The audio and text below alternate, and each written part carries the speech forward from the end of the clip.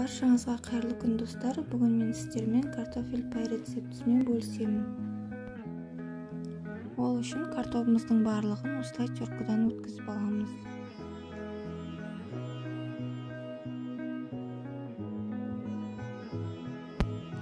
Кейіннен үстіне салқын су құйып, бірнеше рет шайып, крахмалы кеткенше, мөлдір таза су болғанша шая береміз. Крахмалының кетуі өте маңызды.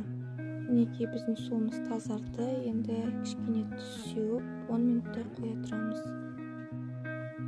Кейін орамалға жайып кептіріп аламыз. Енді қызып тұрған майда картопымызды араластыра отырып пісіреміз.